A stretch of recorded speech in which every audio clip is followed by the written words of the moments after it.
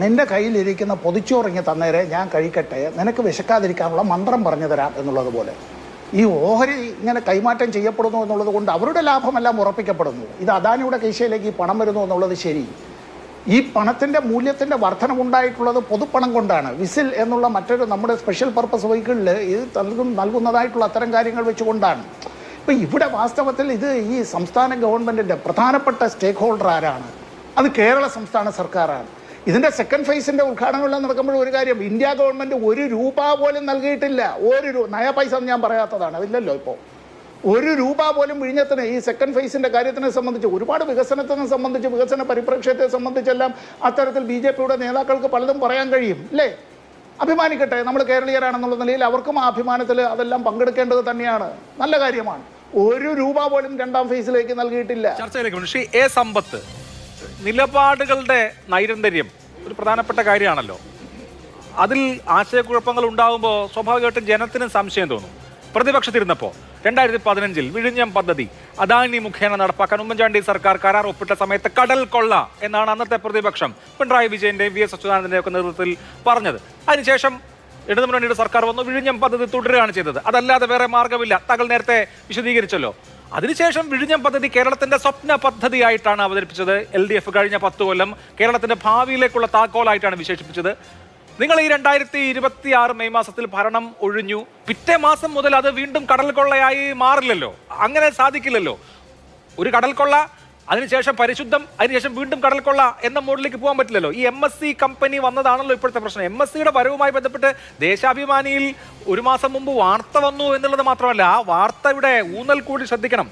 LDF സർക്കാർ സംഘടിപ്പിച്ച വിഴിഞ്ഞം കോൺക്ലേവിൽ MSC കമ്പനിയിലെ പ്രമുഖർ പങ്കെടുത്തിരുന്നു.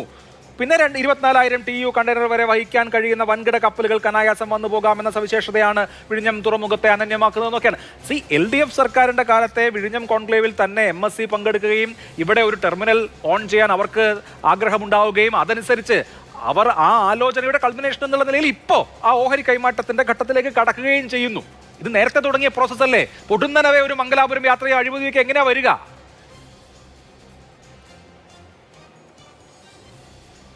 അഭിലാഷ് ചോദിച്ച ചോദ്യത്തിന് ഉള്ള മറുപടി എന്നുള്ളതും ഇതിൻ്റെ ഈ മംഗലാപുരം യാത്രയുടെ നിജസ്ഥിതിയുമെല്ലാം വരുന്ന ദിവസങ്ങളിൽ നമുക്ക് കൂടുതൽ വ്യക്തമാകും.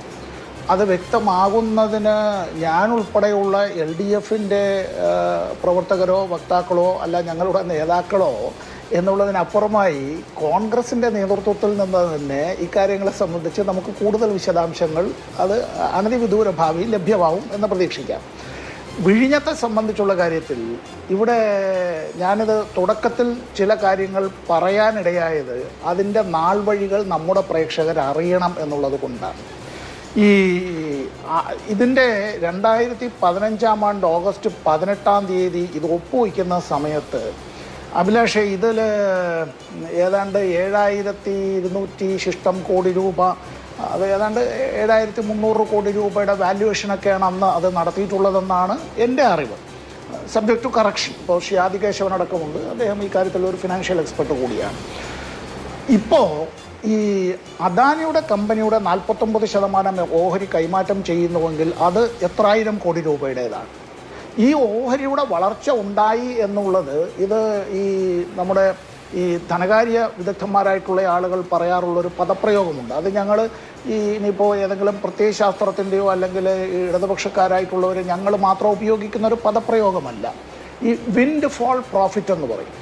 കാറ്റത്ത് ഈ ഇങ്ങനെ ഇലകൾ പൊഴിഞ്ഞു വീഴുമ്പോൾ വാരിക്കൂട്ടിയെടുക്കുന്നത് പോലെ പൊതുസമ്പത്ത്, പൊതുസ്വത്ത് അങ്ങനെ ഖജനാവിൽ നിന്ന് ലഭിക്കുന്നത് കൊണ്ട് ഇത്തരത്തിൽ ഈ സ്വകാര്യ സംരംഭകർക്ക് ലാഭം വേണമെന്നുള്ളത് ശരിയാണ്. അവരുടേതായിട്ടുള്ള ഉൽപ്പാദനപരമായ പ്രക്രിയകൾ നടക്കണമെന്നുള്ളത് ശരിയാണ്. ഞാനിവിടെ നിക്ഷേപത്തെയും ഓഹരി വിൽപ്പനയും രണ്ടായി കാണാൻ ആഗ്രഹിക്കുകയാണ്. വ്യത്യസ്ത അഭിപ്രായം നമ്മുടെ ചങ്ങാതിമാർക്ക് പലർക്കും ഉണ്ടാവാം. എന്തുകൊണ്ട് എന്ന് കൂടി ഞാൻ പറയാം. ഇക്കാര്യത്തെ സംബന്ധിച്ച് അഭിലാഷിന് ഓർമ്മയുണ്ടോ സബ് പ്രൈം ക്രൈസിസ് എന്നൊരു വിഷയമുണ്ടായത്? ശ്രീ കേശവന് നന്നായിട്ട് ഈ കാര്യത്തെ സംബന്ധിച്ച് പറയാൻ കഴിയും. കാരണം അദ്ദേഹം ഒരു പ്രധാനപ്പെട്ട ദേശസാൽകൃത ബാങ്കിൻ്റെ ഉന്നതമായ പദവിയിൽ ചുമതല നിർവഹിച്ചയാളാണ്. അദ്ദേഹം അടക്കം അന്ന് ഈ പൊതുമേഖലാ ബാങ്കുകൾ ഇന്ത്യയിൽ ഉള്ളത് കൊണ്ട് ഇന്ത്യയുടെ സമ്പദ് വ്യവസ്ഥ തകർന്നു പോകാതെ നിലനിന്നു എന്നുള്ളതിൻ്റേത് ലോക്സഭയിൽ അന്നത്തെ ധനകാര്യമന്ത്രി ശ്രീ പ്രണബ് മുഖർജി പറഞ്ഞ പ്രസംഗത്തിൻ്റെ ഒരു കോട്ട് മാത്രം ഞാൻ പറയാം. We have A different system എന്ന് അദ്ദേഹം പറഞ്ഞത്. ആ സബ് പ്രൈം ക്രൈസിസിൻ്റെ കാലത്ത് ഈ ലേമാൻ ബ്രദേഴ്സ് തകർന്നു, AIG അടക്കം വല്ലാതെ ഈ തരിപ്പണമായി പോയി. ടാറ്റ AIG ഉണ്ടായിരുന്നു അഭിലാഷേ. ടാറ്റയുടെ തലവൻ ഇന്ന് ജീവിച്ചിരിപ്പില്ല. അദ്ദേഹം അന്ന് പറഞ്ഞൊരു വാചകമുണ്ട്, ഓർക്കണം. Thank God AIG has only 24% of the shares. Tata AIGയിൽ 24% ഓഹരി മാത്രമേ അവർക്കുള്ളൂ. അല്ലായിരുന്നുവെങ്കിൽ ഞാൻ തെരുവിലിറങ്ങി തെണ്ടേണ്ടി വന്നേനെ എന്ന് അദ്ദേഹം പറയുകയുണ്ടായി. ഇവിടെ പലതും ഇത്തരത്തിൽ ഈ ഓഹരി വിൽപ്പന എന്നുള്ളതിൽ നമ്മുടെ ഈ വസ്തു തന്നെ വിൽപ്പനയല്ലേ നടക്കപ്പെടുന്നത്. ഒരു ഉദാഹരണം പറയട്ടെ. തിരുവനന്തപുരത്ത് HLL, നമ്മുടെ പഴയ ഹിന്ദുസ്ഥാൻ ലാറ്റക്സ് ഉണ്ട്. ഇന്ത്യ ഗവൺമെൻറ് അതിനെ വിൽക്കാനാണ് ആലോചിക്കുന്നത്. കഴിഞ്ഞ കുറേ വർഷങ്ങളായി. ഈ വിൽപ്പന അത് നഷ്ടത്തിലായത് കൊണ്ടല്ല, ലാഭത്തിലാണ്, പൊന്മുട്ടയിടുന്ന താറാവാണ്. അതിനെ വിൽക്കാനാണ് വെച്ചിരിക്കുന്നത്. കേരളത്തിലെ സർക്കാർ കഴിഞ്ഞ LDF ഗവൺമെൻറ് തന്നെ നിയമസഭയിലും പ്രമേയം പാസ്സാക്കി. ഐകകണ്ഠേന UDF അടക്കം അതിന് അനുകൂലമായി നിന്നതാണ് നല്ലത്. എന്താണ്, ഇന്ത്യ ഗവൺമെൻറ് അത് വിൽക്കുന്നുവെങ്കിൽ കേരള സർക്കാരിന് അത് നൽകണമെന്നുള്ളത്. അതിന് ഇന്ത്യ ഗവൺമെൻറ് അടുത്തൊരു നിലപാടുണ്ട്. ഞങ്ങൾ ആർക്ക് വിറ്റാലും നിങ്ങൾക്ക് നൽകില്ല എന്നുള്ളതിൻ്റെത്. ലാഭത്തിലല്ലേ തിരുവനന്തപുരം അന്തർദേശീയ വിമാനത്താവളം പ്രവർത്തിച്ചുകൊണ്ടിരിക്കുന്നത്? നേരത്തെയും അങ്ങനെ ആയിരുന്നില്ലേ? ഇവിടെ ഇപ്പോ ഒന്ന് കൺട്രോളിംഗ് സ്റ്റേക്ക് അല്ല, അതല്ലല്ലോ ഇവിടുത്തെ വിഷയം.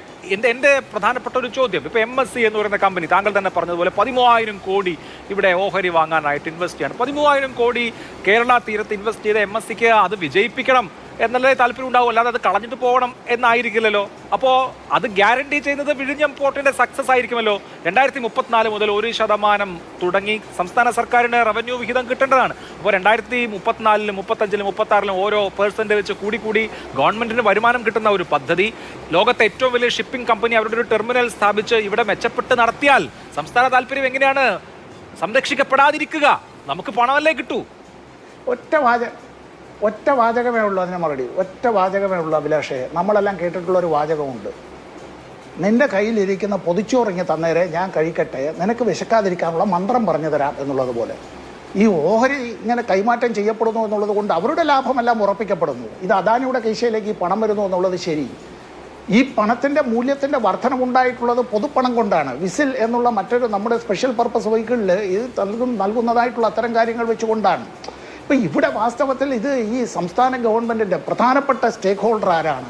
അത് കേരള സംസ്ഥാന സർക്കാരാണ്. ഇതിൻ്റെ സെക്കൻഡ് ഫേസിൻ്റെ ഉദ്ഘാടനമെല്ലാം നടക്കുമ്പോൾ ഒരു കാര്യം, ഇന്ത്യ ഗവൺമെൻറ് 1 രൂപ പോലും നൽകിയിട്ടില്ല.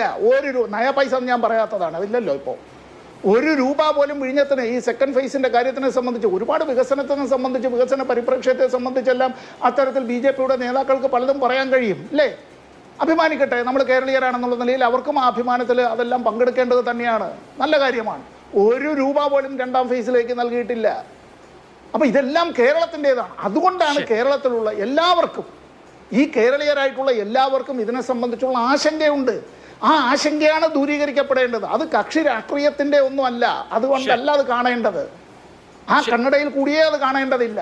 ശരി, ഓക്കെ.